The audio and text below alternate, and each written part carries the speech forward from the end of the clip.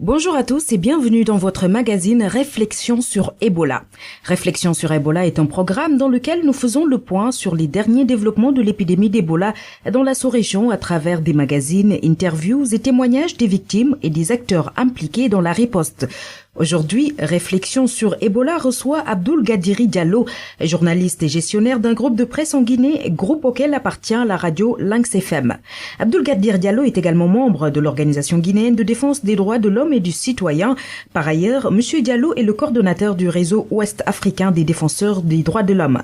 Agnès John Thomasy de la West Africa Democracy Radio l'a interviewé en marge d'une rencontre organisée à Abuja, au Nigeria, par le FOSCAO, le Forum des organisations de la société civile d'Afrique de l'Ouest. Dans cet entretien qui porte sur la réponse à l'épidémie d'Ebola en Afrique de l'Ouest, des débuts à nos jours, mais particulièrement la réponse apportée par la Guinée à cette crise, Abdoul Gadiri Diallo apporte le point de vue de la société civile guinéenne sur les succès et les ratés des politiques de riposte à Ebola. L'Afrique est pleine de tristesse de voir nos familles mourir. Ne touchons pas nos malades, ne touchons pas nos mourants. Tout le monde est en danger, les jeunes et les anciens. Il faut agir pour nos familles.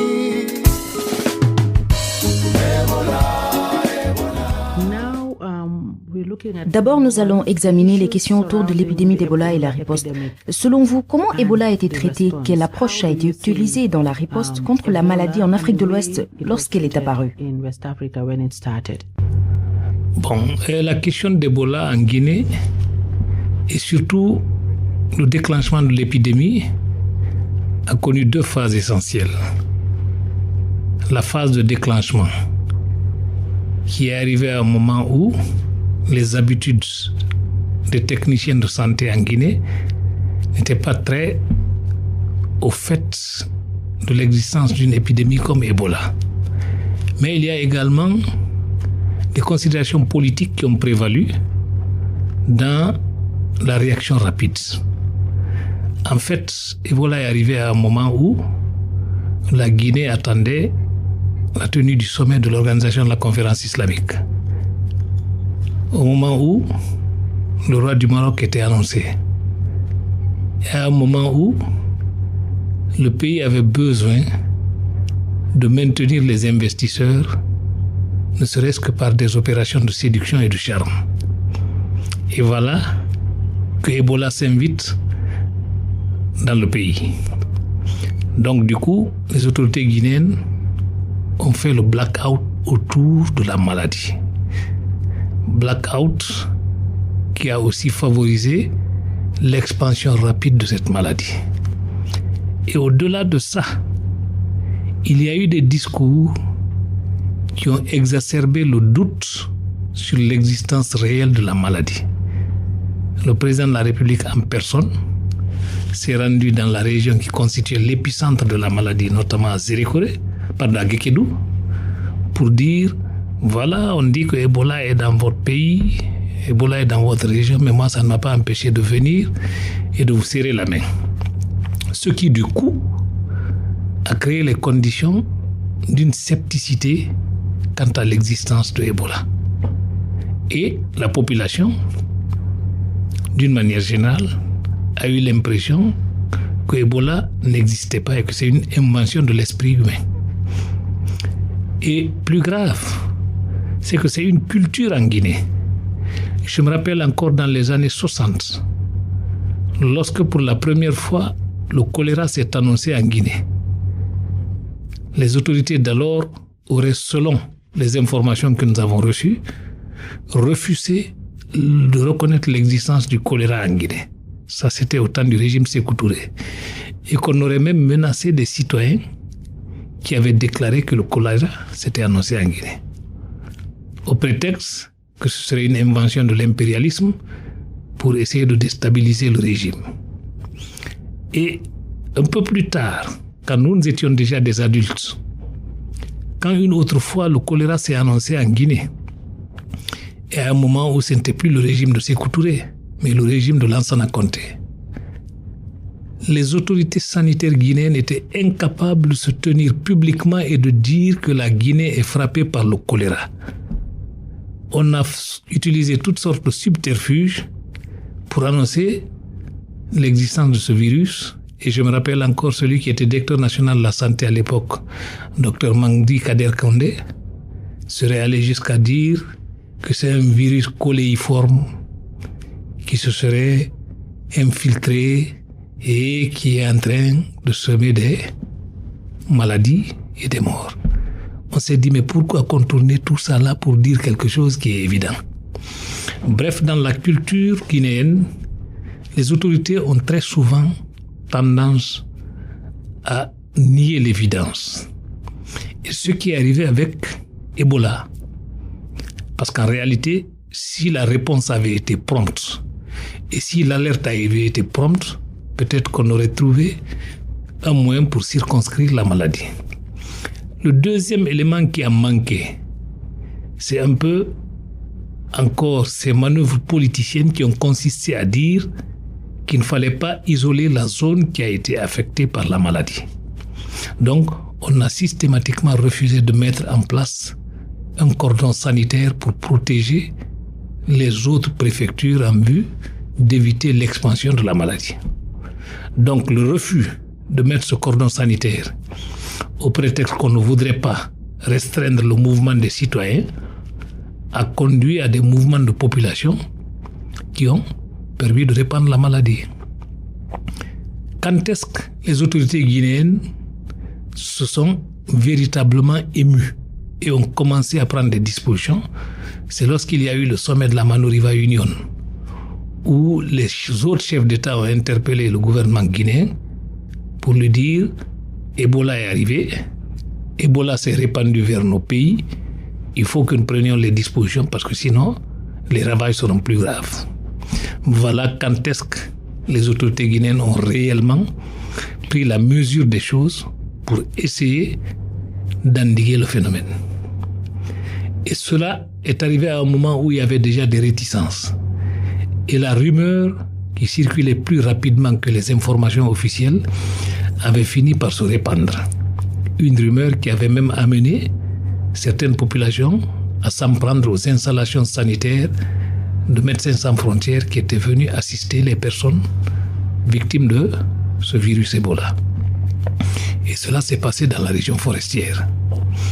Et plus tard, la mission de sensibilisation qui s'est déployée dans le territoire national a été empêchée d'agir du fait que la population niait l'existence de la maladie.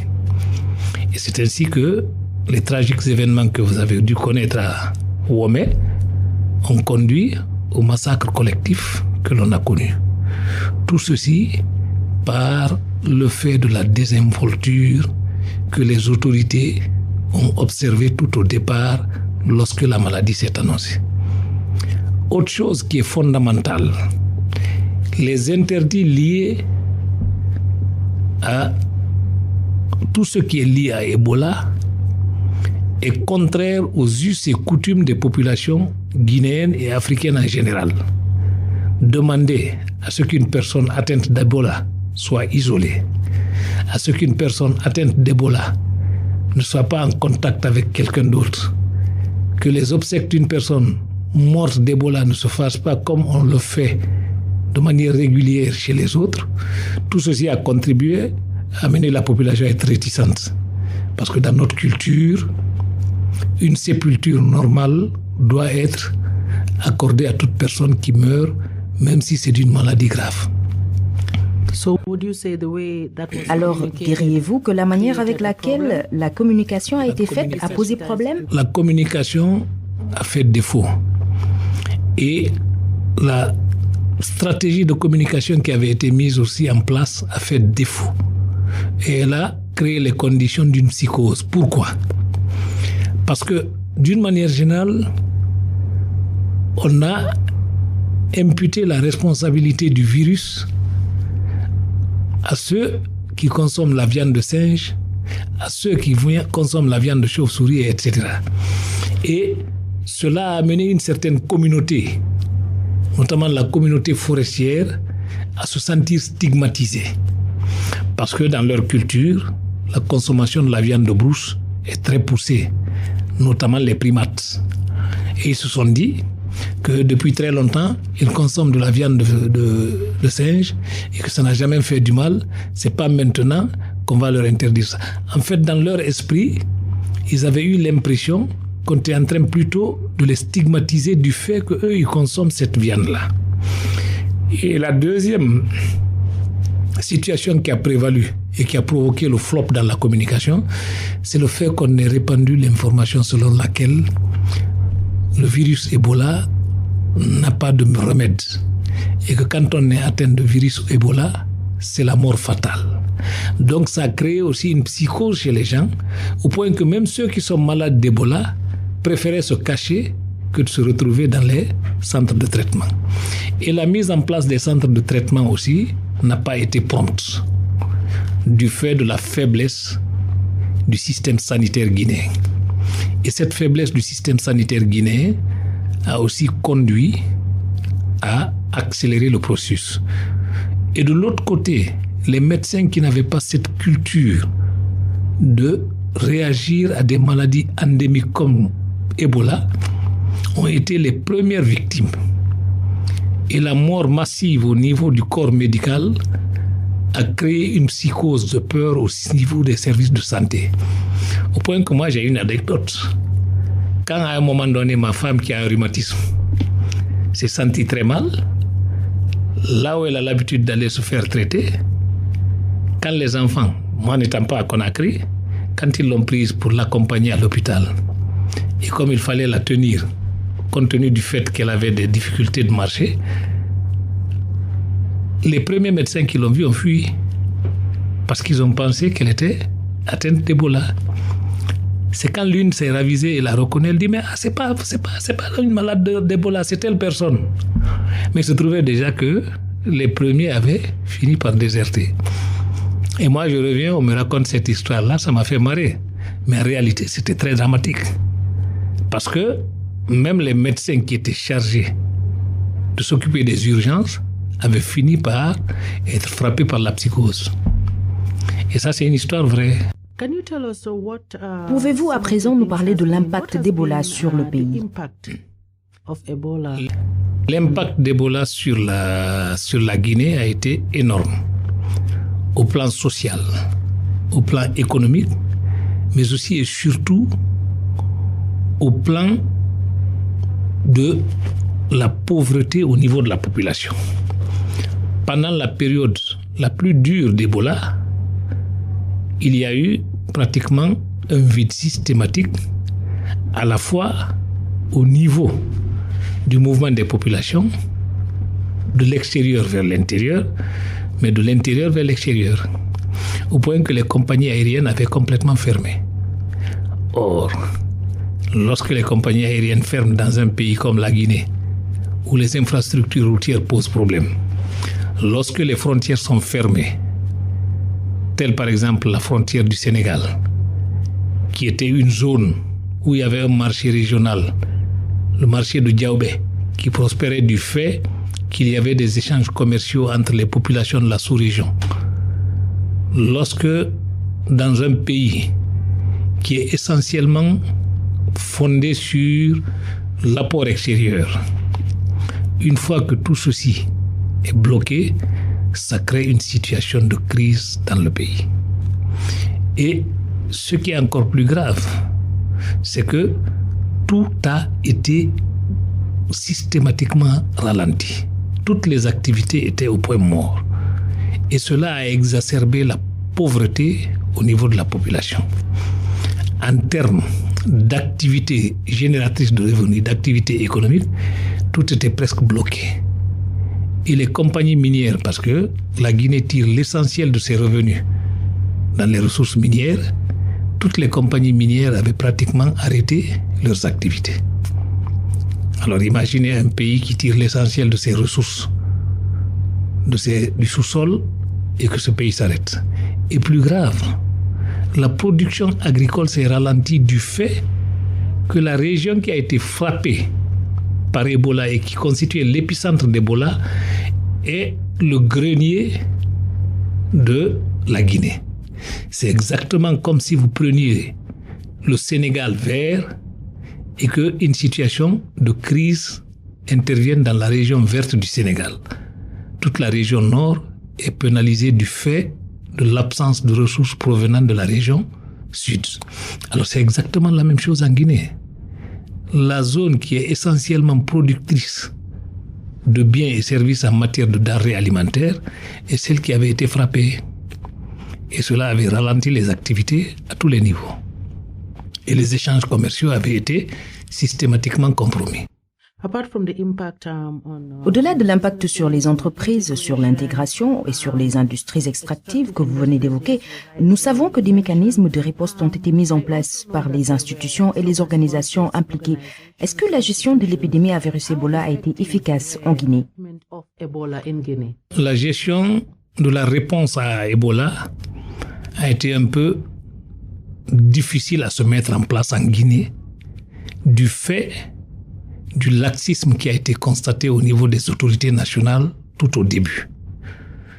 Et il a fallu que la communauté internationale, notamment le système des Nations Unies et la CEDEAO, puissent tirer la sonnette d'alarme que la maladie ayant affecté le Libéria, la Sierra Leone, et quand elle a commencé à se répandre vers le Sénégal, vers le Mali, vers le Nigeria et un peu partout vers les États-Unis, c'est en ce moment que l'appui de la communauté internationale a permis d'organiser une riposte conséquente et cohérente. Mais avant ça, les autorités nationales semblaient débordées et incapables de s'orienter de manière à pouvoir créer les conditions d'une riposte rapide. Et à cela s'ajoute aussi l'inexpérience.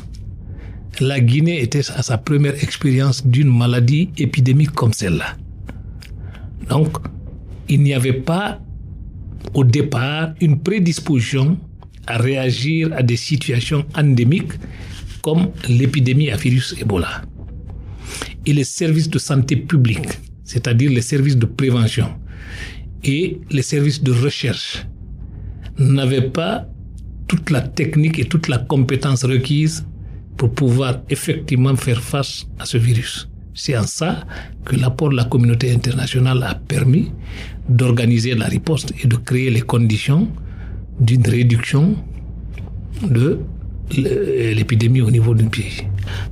On sait aussi qu'il y a eu beaucoup de fonds investis dans ces trois pays, la Guinée, la Sierra Leone et le Libéria. Est-ce que ces fonds-là ont été efficacement utilisés dans la gestion de l'épidémie en Guinée?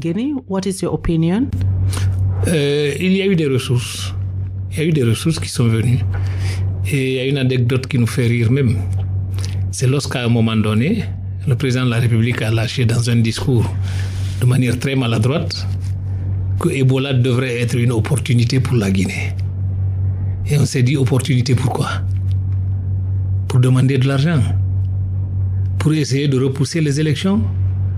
Ou bien pour justifier l'échec du mandat? Mais, étant donné que c'est un discours qu'il a tenu, et il n'est pas allé au-delà du fait de dire que Ebola doit être une opportunité pour la Guinée, on n'est pas allé très loin. Mais ce qu'il faut retenir, c'est qu'il y a eu beaucoup de ressources qui ont été générées par l'épidémie Ebola. Et aujourd'hui, ce qui se passe, c'est que la gestion de ces ressources devrait faire l'objet d'un audit pour savoir comment les ressources qui ont été englouties ou alors les ressources qui ont été allouées, comment cela a été géré. Et il y a un comité national de riposte à Ebola.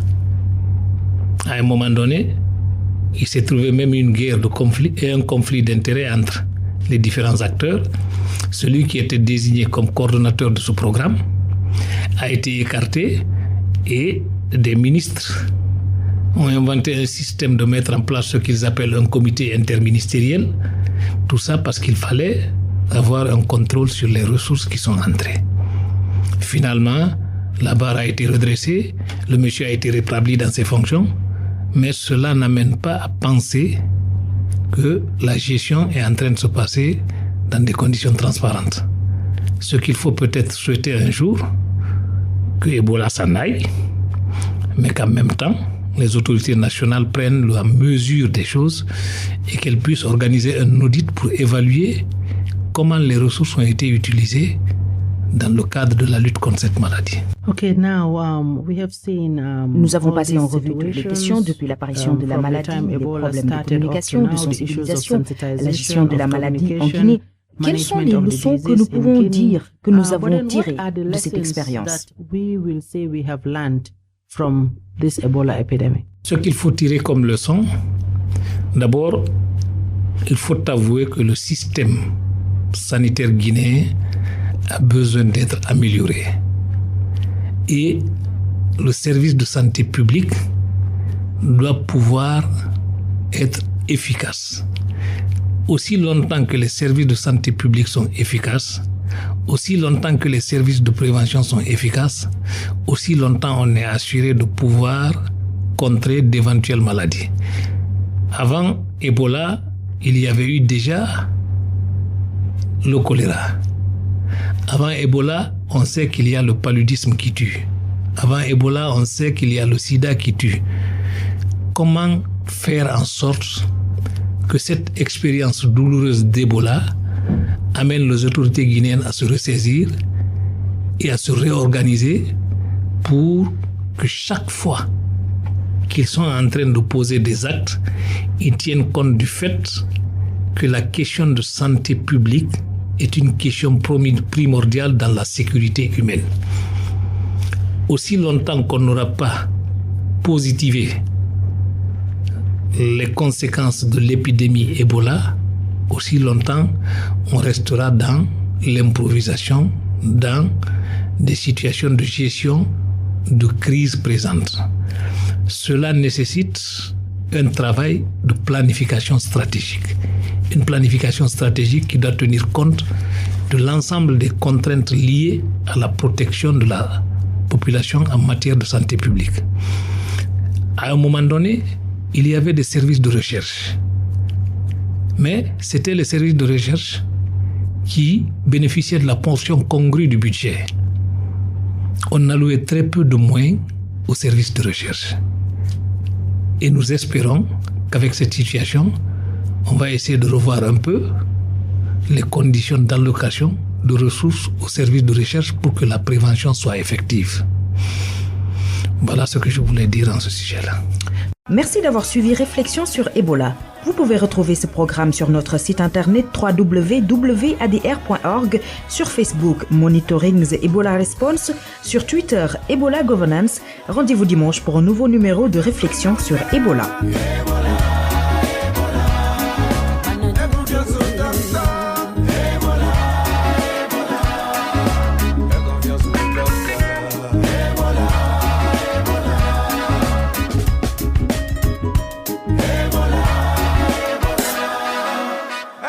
Doctor.